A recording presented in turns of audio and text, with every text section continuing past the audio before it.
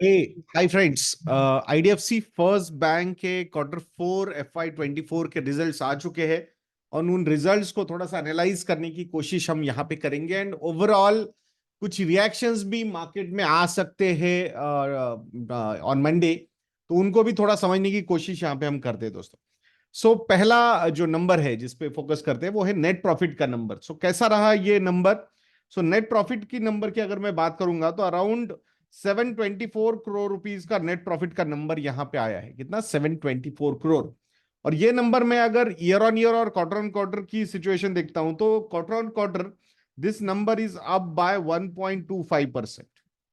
But अगर year on year की मैं बात करता हूं सो ये नंबर एक्चुअली डाउन हुआ है by 10, almost 10%, 9.75%। So I think overall profitability नीचे गई है, यानी कि ईपीएस जो है वो यहाँ पे घटा है। सो ऑब्वियसली नेट इनकम अगर घट जाएगा तो बहुत सारे पैरामीटर्स यहाँ पे खराब दिख सकते हैं। तो हमें ये भी समझना होगा कि ऐसा क्या हुआ है कि यहाँ पे एनआई जो है वो नेट प्रॉफिट जो है वो कम हुआ है, तो वो समझेंगे। बट ओवरऑल ऑपरेशनल परफॉर्मेंस थोड़ा सा भी देखते हैं। नेट इंटरेस्ट इनकम की बात करते हैं, यानी कि एनआई। तो ये नंबर कितना आया है? This number is at rupees 4,469 crore. 4,469 crore का ये नंबर है। क्वार्टर ऑन क्वार्टर में अगर देखता हूं this particular number is up by 4.24%। This is a positive thing, मतलब सिक्वेंशियल ग्रोथ यहाँ पे कोर इनकम, जो कोर इनकम माना जाता है बैंक का, and that is net interest income, यानी कि इंटरेस्ट एक्सपेंडिचर जितना बैंक करता है और इंटरेस्ट इनकम जितना कमाता है, जो लोन दिए उस पे जो इंटरेस्ट इनकम आता है, तो ये दोनों में जो डिफरेंस होता है that is the net interest income. So that income is up by 4.24% quarter on quarter.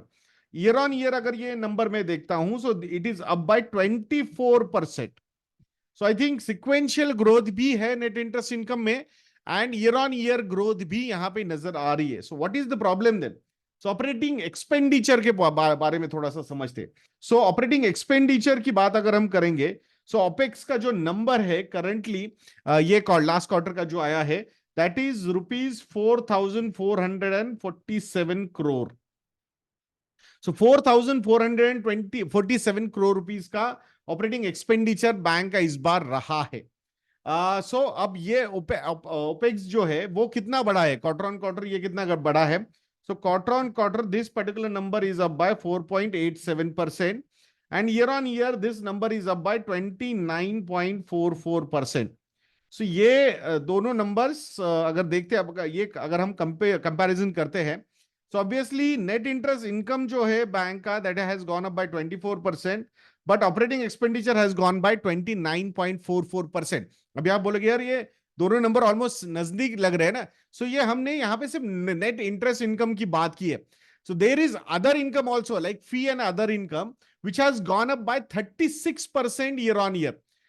Last year same quarter में ये 1,181 करोड़ रुपीस का था, जो इस क्वार्टर में बढ़ के 1,610 करोड़ रुपीस हुआ है। There is other income also, but let's focus more on the operating जो इनकम होता है, जो मेन कोर इनकम होता है बैंक का, तो उस हिसाब से यहां पे operating expenditure has gone up by 29.44%। अभी आप बोल सकते हो कि सर ये क्यों ज्यादा बढ़ा है? What is the problem with this particular number going up by 29.44%? See bank is in expansion mode.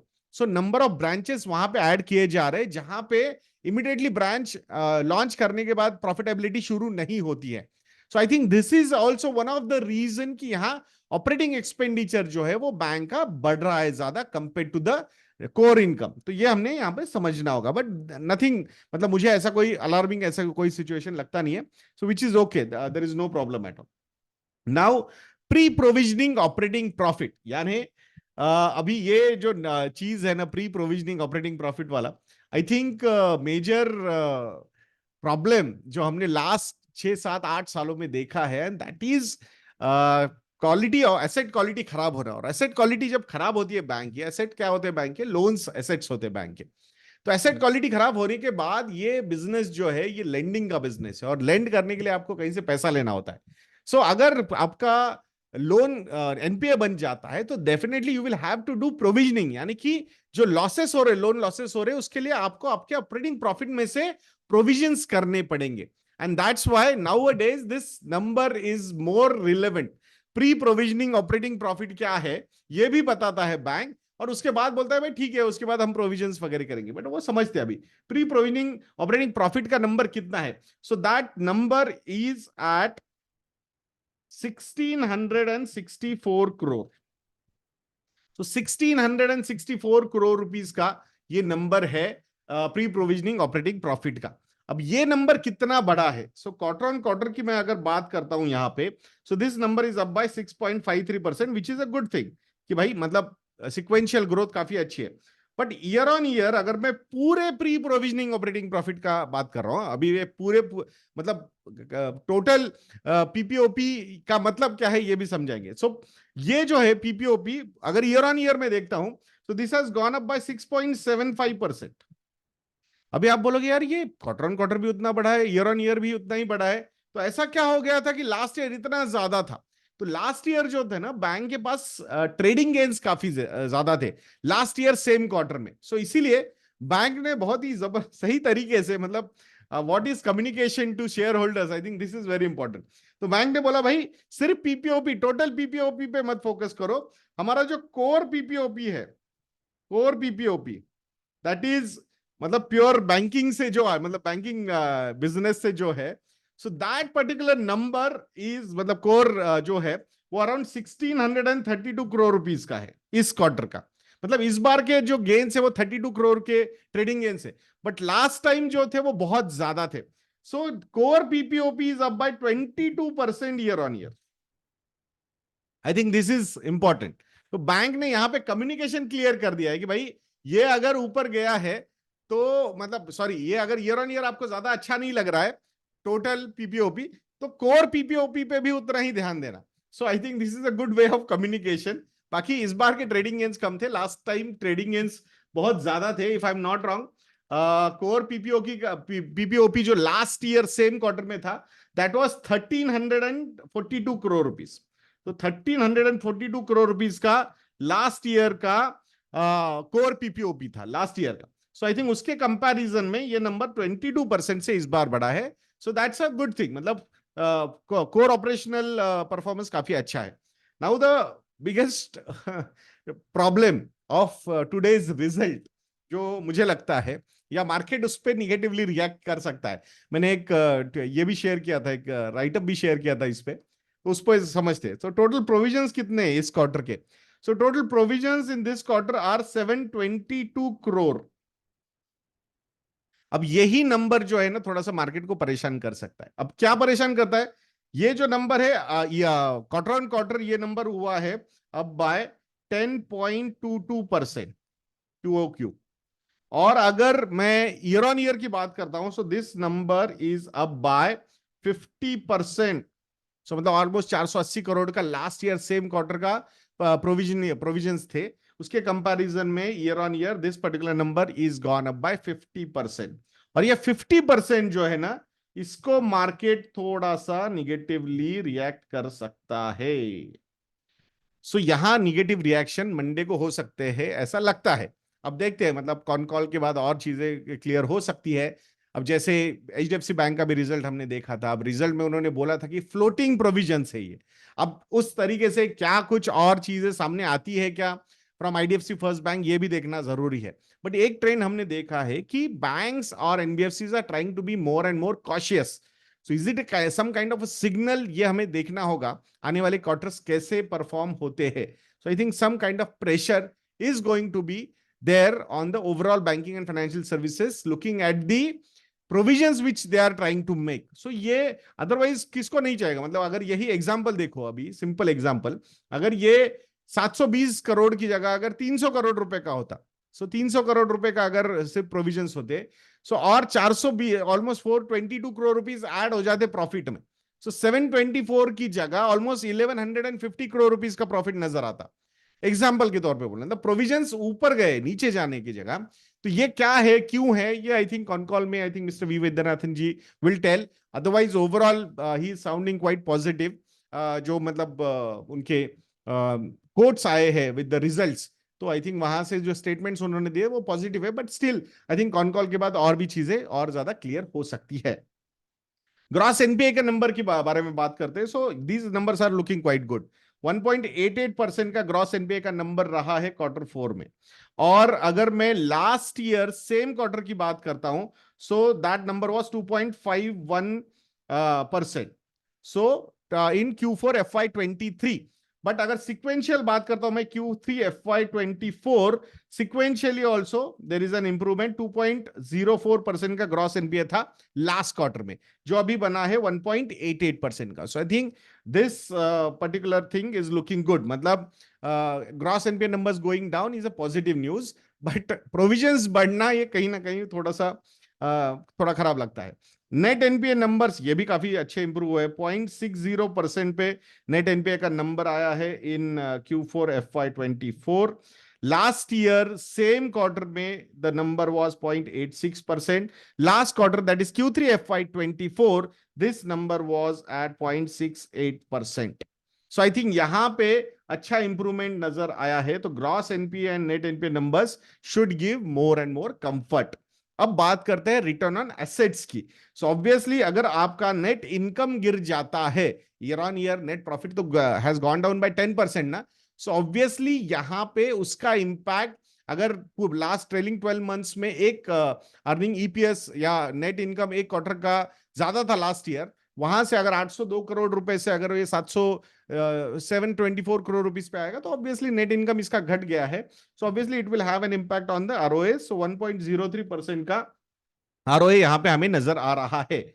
और लास्ट क्वार्टर की अगर हम बात करते हैं, so I think last quarter में भी ये नंबर 1.06% था, and last year same quarter में ये नंबर था 1.41% का। So obviously there is an impact on the ROA quarter wise अगर हम देखते हैं। बट पूरे साल का, दैट इज मैं पूरे साल का आरओए अगर यहाँ पे देखता हूं, so that number is at 1.10%। So I think this is, मतलब overall year on year this number is improving, there is no doubt about that. But I think specifically अगर हम बात करते हैं कि लास्ट क्वार्टर की, तो वहां पे ये थोड़ा इंपैक्ट हुआ है because net income has gone down.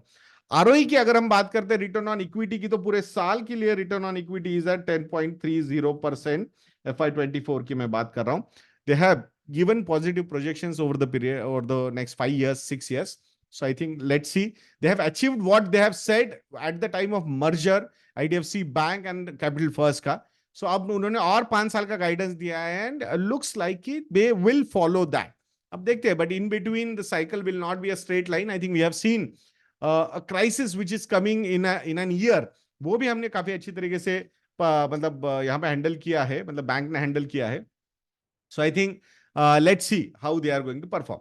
तो ये क्वार्टर वाइज थे, बट ओवरऑल ईयर वाइज भी, मतलब अगर पूरे FY24 की हम बात करते हैं, तो पूरे FY24 में ओवरऑल कैसा नंबर्स बढ़े ईयर ऑन ईयर की अगर हम बात करते हैं। सो नेट प्रॉफिट की मैं बात करता हूं, सो नेट प्रॉफिट का जो नंबर है पूरे साल का, so that number is at 2,957 crore rupees, which is up by 21% YOY। मतलब पूरे साल का, मतलब FY23 और FY24 का कंपैरिजन अगर हम करते हैं, so I think that is quite positive। Core PPOP जो हम मतलब bank is communicating, core pre-provisioning operating profit जो है, that number has also gone up by 31%। So this number is at 6,030 crore rupees for complete FY24 की मैं यहां पे बात कर रहा हूं। एनआईआई नेट इंटरेस्ट इनकम की भी मैं यहां पे बात करूं, so that number is also up by 30% पूरे साल का FY24 compared to FY23। The number is at 16,451 crore. So quite good number. NIMs की अगर हम बात करते हैं, net interest margin, obviously I think this bank is focusing more and more towards, थोड़ा सा एग्रेशन है इस बैंक में लेंडिंग के पॉइंट ऑफ व्यू से हम बात करते हैं, but they are managing the NPS properly. तो I think that's their core competence.